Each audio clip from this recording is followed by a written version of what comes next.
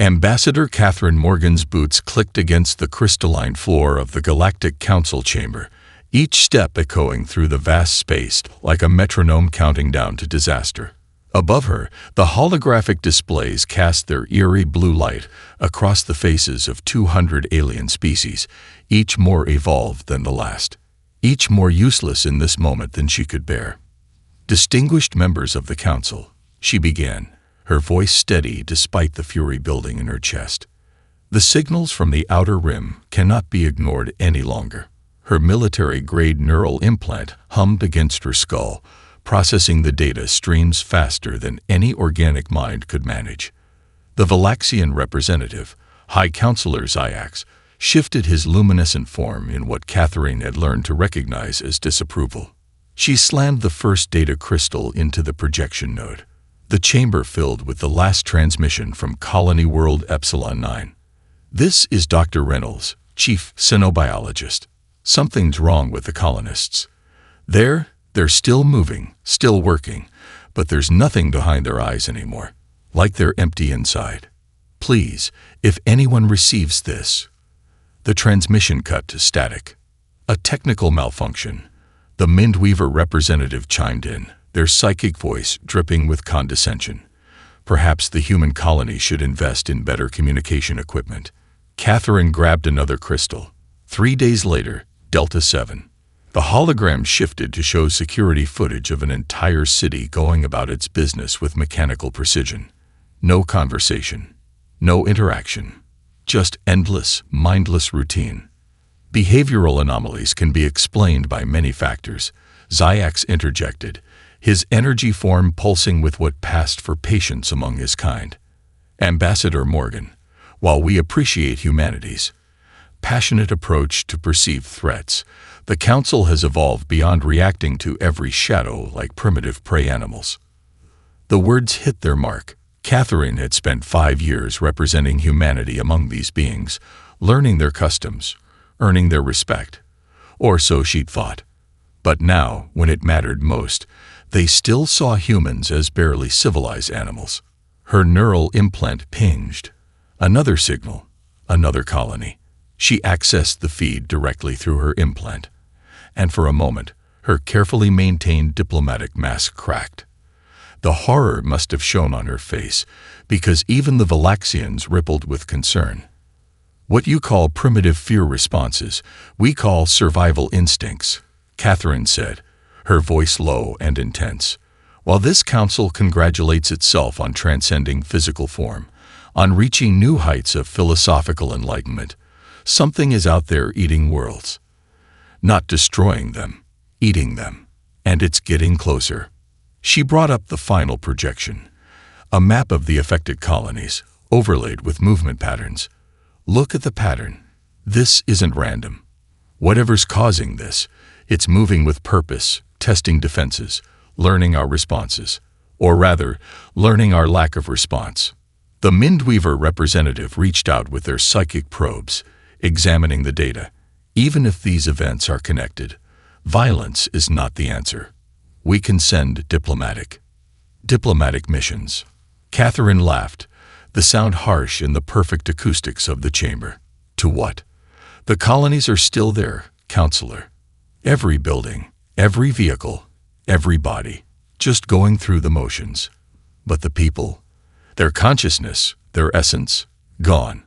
What exactly do you plan to negotiate with?" The council chambers erupted in multiple languages, both verbal and psychic. Catherine stood her ground as the arguments washed over her. Her implant continued processing the background signals from the outer rim, and in that static, in that cosmic background noise, she could swear she heard screaming. The vote, when it came, was exactly what she'd expected. The council would form a committee to study the situation. They would send observers. They would meditate on peaceful solutions. They would do everything except what needed to be done. As Catherine left the chamber, her implant picked up yet another distress signal. She didn't bother bringing it to the council. Instead, she sent it directly to Admiral Stone with a simple message attached. "They won't help. Plan B." The signal's contents would haunt her dreams that night. the sound of an entire world screaming in harmony as their consciousness was devoured, leaving behind nothing but empty shells performing their daily routines until the end of time. The violent humans would have to save them all. Again. The Mindweaver Collective's monitoring station hung in deep space like a frozen neural network, its crystalline spires catching starlight in patterns that mimicked synaptic firing. Inside, first observer Michelle Reynolds watched 300 years of galactic peace crumble in a single transmission. "Play it again," she commanded, her fingers dancing through holographic controls. The station's AI complied, filling the observation deck with the last moments of New Haven Colony. Children played in parks while their parents stood perfectly still. Workers continued their assembly lines, even as their machines ran out of materials. In the colony's central plaza, a woman poured coffee into an overflowing cup, the hot liquid cascading onto her hands without prompting even a flinch. "No brainwave patterns," her Mindweaver colleague, Senior Synapse Kittle, reported. His ethereal form trembled with each data point. Not reduced activity. Not sleep patterns. Nothing. Michelle's neural implant pinged with an incoming priority message from Catherine Morgan. She accepted the connection, maintaining her focus on the horror unfolding before her. "Ambassador, you're seeing this." The council's still in emergency session. Catherine's voice crackled through the neural link. "But they're calling it a localized phenomenon. Please tell me you have something I can use to wake them up." Michelle pushed another command through the holographic interface. The display shifted to show New Haven's neighboring systems. "It's not localized. We're detecting similar patterns spreading through the outer rim. Colonies going quiet, but not dead. Just empty." The silence that followed felt heavy with understanding. Both women had seen the classified reports from Earth's history, the difference between destruction and consumption. This wasn't an attack. It was a feeding. Mindweaver Reynolds, Kittle's psychic voice interrupted. "The collective requests your presence in the primary observation chamber. We're detecting something unusual in the void between affected systems." Michelle followed the glowing form of her colleague through the station's twisting corridors. The primary chamber was a sphere of pure psychic energy, designed to amplify the Mindweaver's natural abilities to detect consciousness across vast distances. Today, it looked like a thunderstorm contained in glass. "We enhanced the background signals from interstellar space," Kittle explained, his form rippling with anxiety. "There's a pattern we've never seen before." The chamber's walls came alive with visualization of space between the stars. At first, Michelle saw nothing unusual in the cosmic background radiation. Then her military training kicked in. "Those aren't random energy fluctuations," she whispered. "That's a hunting pattern." She reached out through her neural implant, connecting directly to the chamber systems. The enhanced data flooded her consciousness. In the void between stars, something vast was moving. Not ships, not conventional life forms, but distortions in spacetime itself. They flowed like currents between the affected colonies, leaving trails of emptiness in their wake.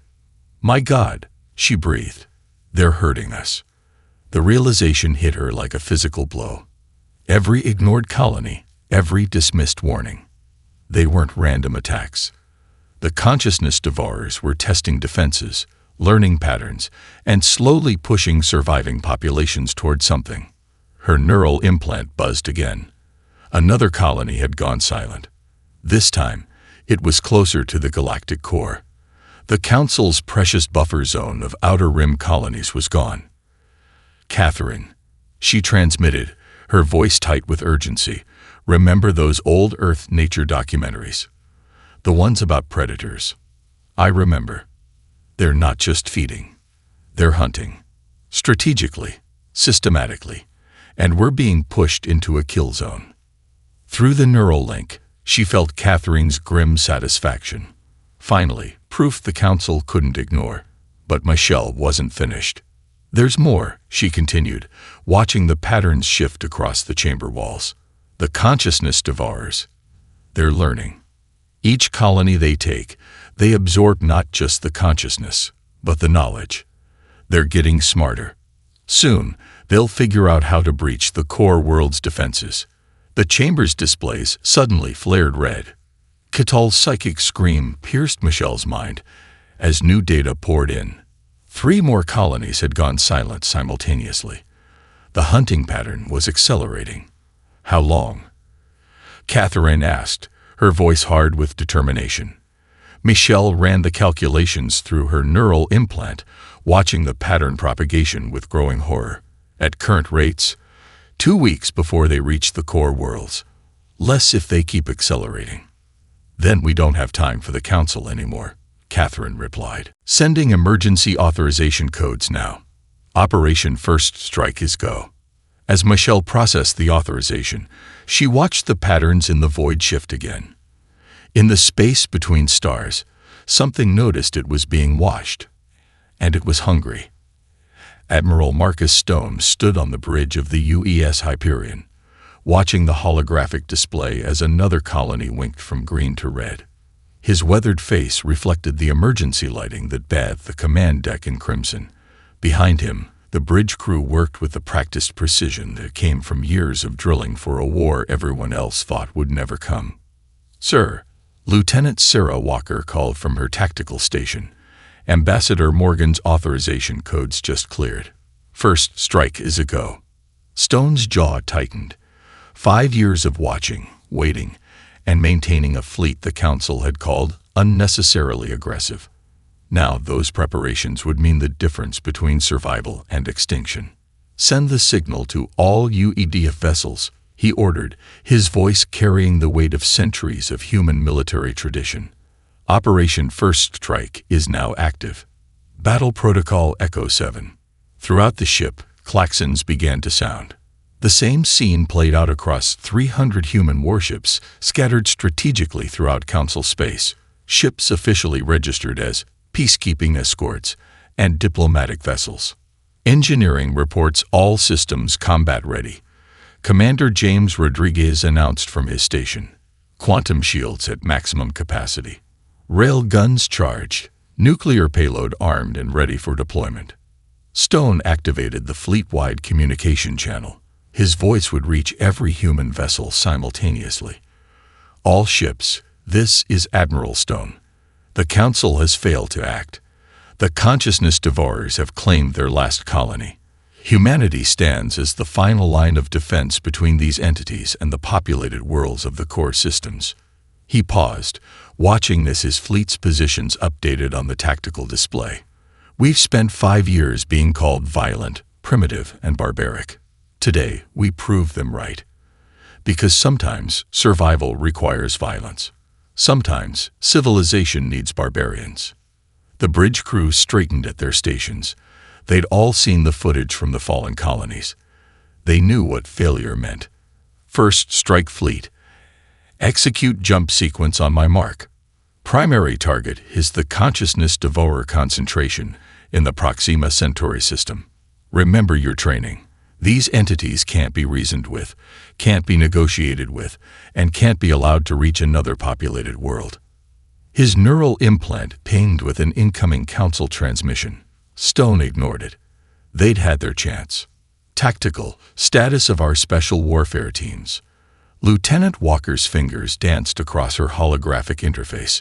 "Marine strike teams report ready, sir. Captain Hayes has her drop pods loaded and prepped, just waiting for your word." The Council transmission became more insistent. Stone finally accepted it, and High Counselor Zyax's luminescent form appeared on his command screen. "Admiral Stone, you are expressly forbidden from taking military action without Council approval. Stand down immediately or—" Stone cut the transmission. "All ships, commence jump sequence. Weapons free. Show these things why humanity never fully abandoned the art of war." The Hyperion's quantum drive engaged with a deep thrum that resonated through the hull. Across the fleet, hundreds of warships vanished into artificially generated wormholes, their trajectories calculated to emerge in perfect attack formation. "Sir," Rodriguez called out, "Council peacekeeping vessels are attempting to move to intercept positions." Stone allowed himself a grim smile. Send them the footage from New Haven. Let them see what's coming for their precious core worlds. And transmit this message. You can court-martial me after I save your civilization. The jump completed with mathematical precision. The consciousness devourer fleet hung before them. Massive, dark shapes that seemed to bend space around them. Stone had studied every scrap of data on these entities.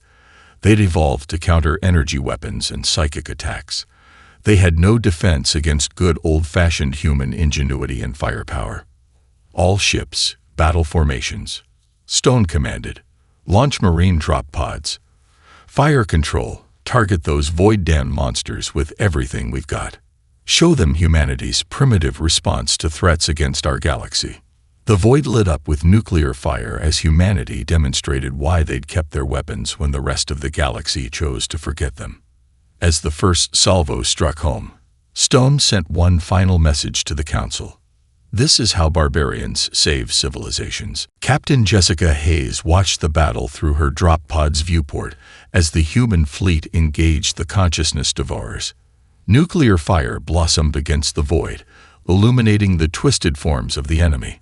Her pod, along with 50 others, streaked through the chaos toward Proxima Centauri's third colony world. Strike team. Final weapons check. She ordered through the neural command link. The status lights from 30 Marines winked green in her tactical display. Remember your training. Standard rounds for the husks. Plasma cores for the big ones. The pod's internal temperature spiked as they hit atmosphere. Through the growing flames, Jessica could see the colony sprawling below. New Alexandria, population 50,000. Now a city of empty shells, going through the motions of life, while their devoured consciousness fed the enemy. Impact in 10, her AI assistant announced. 9. 8. Jessica gripped her modified M87 combat rifle. 5 years of development had gone into this weapon. While the Council preached peace, humanity had prepared for war. 3, 2, 1. Brace. The pod slammed into the colony's central plaza, ceramite armor absorbing the impact. Before the dust settled, Jessica was moving. Her neural implant connected seamlessly with her squad's tactical network, showing 30 green dots spreading out in practiced formation. Contact right. Sergeant Miller's voice crackled through the comm. These husks. God, they're still trying to go about their daily routines. Jessica rounded a corner and saw what he meant. A shopkeeper continued to stack shelves, ignoring the battle around him. His movements were precise, mechanical. His eyes were empty. Stay focused, Jessica ordered. The husks aren't our target. Intel says the consciousness devourers have a physical form when they're feeding. Find it. The ground shook. Above them, the space battle continued to rage. Admiral Stone's fleet was giving the aliens their first taste of human warfare. But the real fight was down here. Find the physical form. Kill it. Free the stolen consciousness. Captain. Lieutenant Chang's signal pulsed red. Energy signature matching the briefing. Northeast, near the colony's power core. It's big. Jessica's team converged on the coordinates, moving through streets filled with empty-eyed colonists going through the motions of their former lives. The neural link carried whispered prayers and cursing in equal measure. They found it in the power plant's central chamber. The consciousness devourer's physical form writhed like oil given shape, its surface reflecting impossible colors. Tendrils of dark energy pulsed outward, connected to the husks throughout the colony. Jesus, Miller whispered, the thing's still feeding. Jessica raised her rifle. Not anymore. Formation Delta. Plasma cores, full spread. Like this nightmare up. 30 M87s opened fire simultaneously. Plasma core rounds, designed specifically for this enemy, ignited the air. The consciousness devourer reacted instantly, its form twisting as it tried to defend against physical weapons, something it had never needed to do before. Push forward, Jessica commanded, advancing step by step. Don't let up. These bastards evolved to fight psychic weapons, Let's show them what good old-fashioned gunpowder and plasma can do." The creature lashed out, its tendrils whipping through the air. Private Rodriguez took a direct hit, his armor cracking. But he kept firing, the Marines' training overwhelming even the aliens' attempt to touch his mind. "Multiple signatures," Chang called out. "They're converging on our position. 3 minutes until." "We don't need 3 minutes," Jessica interrupted. She pulled the prototype weapon from her back, the one the Council had forbidden. "Everyone back. I've got a present from Earth's R&D division." The consciousness devourer reared up, its form stretching toward the ceiling. In that moment, Jessica saw the faces of hundreds of consumed colonists reflected in its surface. She activated the prototype.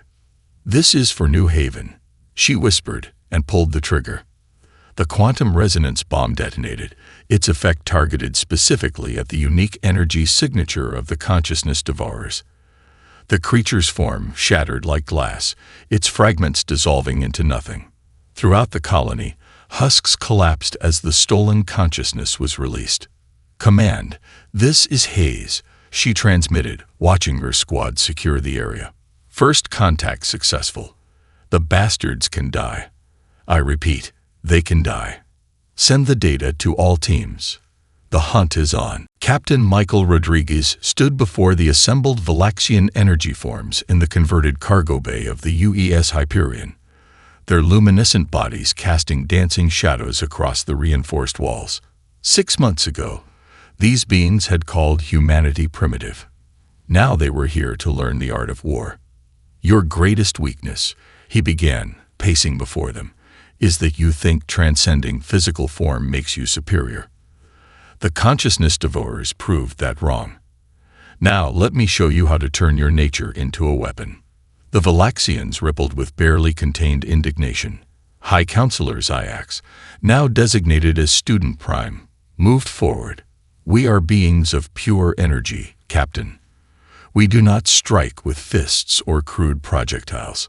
Michael smiled, reaching for the prototype interface device Earth scientists had developed. "No, you don't. You do something far more interesting." He activated the device, creating a holographic target. "You manipulate energy itself. Now, watch closely." He pulled up footage from the New Alexandria battle.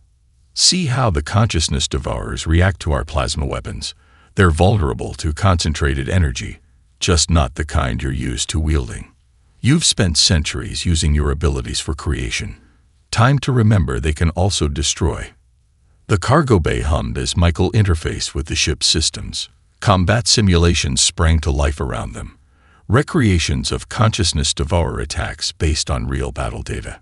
"Don't shape your energy into shields," he instructed. "Shape it into spears. Like this." He transmitted tactical data directly to their consciousness. Human martial arts teach us that sometimes the best defense is a decisive offense. Student Prime Ziax was the first to attempt the transformation. His energy form condensed, then lashed out at the holographic target. The strike went wide, but Michael saw the potential. "Better.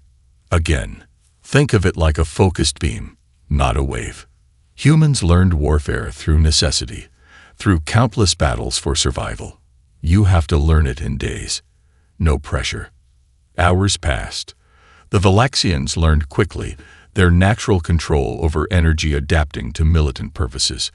Michael watched them transform from philosophers into warriors, each successful strike building their confidence. "Command, this is Rodriguez," he transmitted during a brief break. "The Valaxian training is proceeding ahead of schedule. They're naturals once they get past their prejudices." Admiral Stone's voice crackled through his neural implant. "Good, because we just lost contact with the Centauri defense line. The enemy is adapting to our conventional weapons. We need these energy strikers combat-ready yesterday." Michael turned back to his students, now practicing formation attacks. Time to advance the lesson plan. Combat Scenario, Echo 3. The holographic environment shifted to recreate the fall of New Haven. The Valaxians faced simulated consciousness devourers, their energy forms bright against the artificial darkness. "Remember," Michael called out, "they expect you to defend, to shield, to protect. Hit them where they think you can't. Show them that transcendence doesn't mean forgetting how to fight." Student Prime Ziax led the charge. His energy form condensed into a brilliant lance, piercing the simulation with devastating accuracy. The others followed, their attacks coordinated with a precision that would have made any human drill sergeant proud. "Now you're getting it," Michael grinned. "You're not just enlightened beings anymore. You're enlightened warriors. The consciousness devourers won't expect that." Through his neural implant, he watched their combat effectiveness ratings climb. What had taken humanity generations to learn, these beings were mastering in days. Perhaps that was the true meaning of enlightenment, not the rejection of violence, but the wisdom to know when it was necessary. "Final exercise," he announced. "Full combat simulation. Show me what enlightened fury looks like." The cargo bay erupted with focused energy strikes. The Valaxians moved like a coordinated storm, their attacks precise and devastating. In their light show of destruction, Michael saw the future, humanity's determination combined with alien power. "Command, this is Rodriguez. The Valaxian Energy Strike Force is ready for deployment. And sir, you're going to want to see what they can do." In the simulated battlefield, philosophers became warriors, and the consciousness devourers were about to learn that enlightenment had teeth. Admiral Marcus Stone watched the tactical display as the largest consciousness devourer fleet yet emerged from void space near Alpha Centauri. The system's 15 billion inhabitants made it a feast too tempting to resist. His combined fleet of human warships, Valaxian energy strikers, and Mindweaver battle psychics represented the last line of defense. All ships, battle stations, he ordered through the neural command network. Valaxian strike groups, take your positions. Mindweaver units, maintain psychic screens. Human vessels, prepare to engage on my mark. The UEA's Hyperion's bridge hummed with controlled tension. Lieutenant Sarah Walker's hands flew across her tactical console, coordinating the fleet's responses. "Sir, enemy signatures are off the charts. They're evolving, growing stronger." Stone nodded grimly. Each consciousness they devoured made them more powerful, more adaptable. But that wasn't going to matter today. Deploy the quantum resonance weapons. All ships. Execute Battle Plan Delta.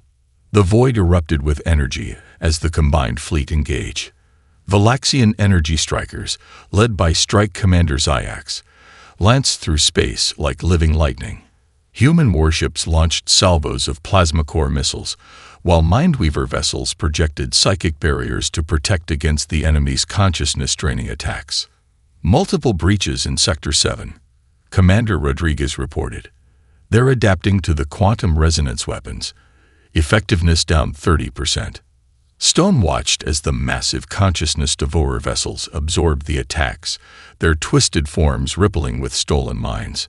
They were learning, changing, becoming stronger with each passing moment. Traditional tactics wouldn't be enough. "Sir," Walker's voice was tight with urgency, "Alpha Centauri's orbital defenses are failing. If they breach the line..." Stone made his decision. "All ships, fall back to secondary positions. Hyperion will hold the center." "Admiral," Rodriguez protested, "the Hyperion can't." "The Hyperion," Stone interrupted, "is about to demonstrate why humans never forgot how to sacrifice for victory. Send the coded transmission to Earth Command. Authorization. Stone Alpha 1. Understanding dawned on his bridge crew's faces.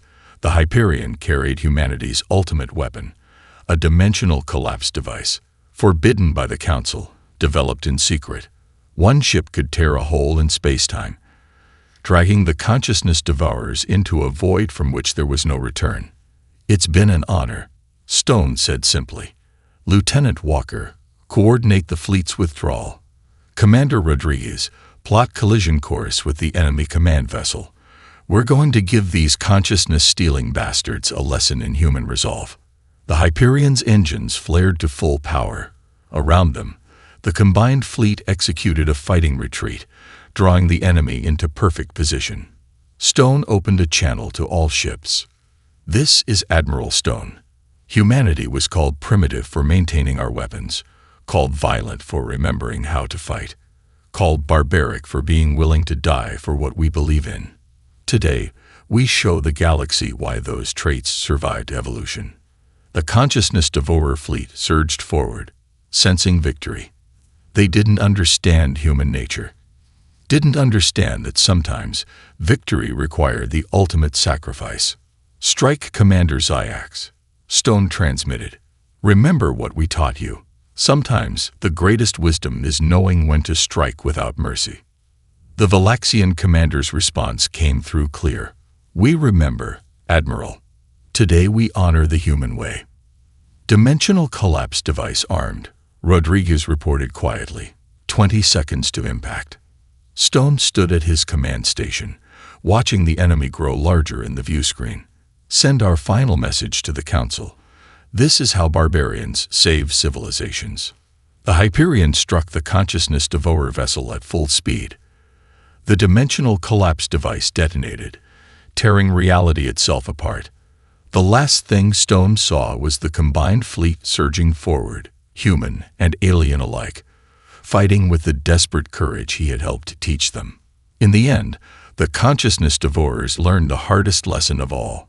Transcendence wasn't about rising above violence. It was about knowing what was worth dying for. Lieutenant Commander Rachel Martinez stood at the command station of the UES Vanguard, watching reality twist outside the view screen.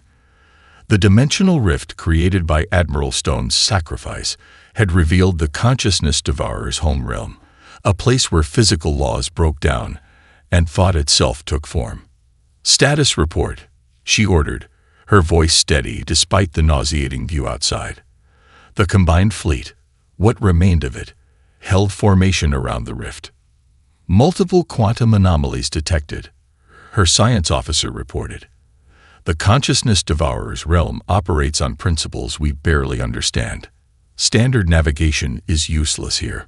Rachel touched the Admiral's bars newly attached to her collar. Field promotion, effective immediately after Stone's sacrifice.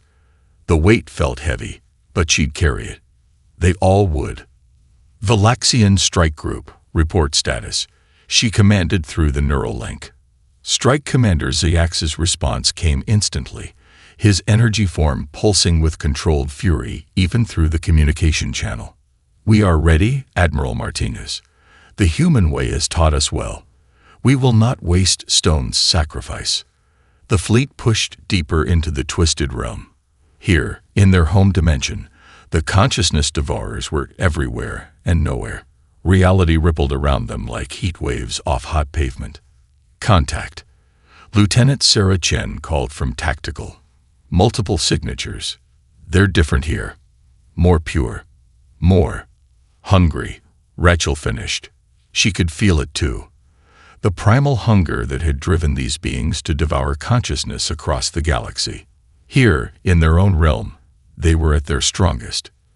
The Mindweaver battle psychics screamed warnings through the neural network. Massive forms emerged from the twisted space around them, the true form of their enemy. They made the versions encountered in normal space look like pale shadows. All ships, execute Battle Plan Omega, Rachel ordered. This is what we trained for. This is why humanity never forgot how to fight. Strike Groups 1 through 4, engage at will. Show them what the combined might of humanity and its allies can do. The void erupted with weapons fire. Human warships launched salvos of quantum-tipped missiles, their warheads designed to disrupt the very fabric of this realm. Valaxian energy strikers weaved between the larger ships, their attacks now refined into deadly precision instruments. They're trying to merge, Chen reported. Multiple entities combining into something bigger. Rachel watched as the Consciousness Devourers began to coalesce into a singular mass of hunger and stolen thoughts. This was their true power, unity and consumption. But humanity had learned unity too, had taught it to others. Mindweavers, deploy the psychic barrier, she commanded. Valaxians, concentrate fire on these coordinates. All human ships, prepare to fire the resonance cascade. The enemy struck back. Reality itself became a weapon, space twisting into impossible shapes designed to tear ships apart.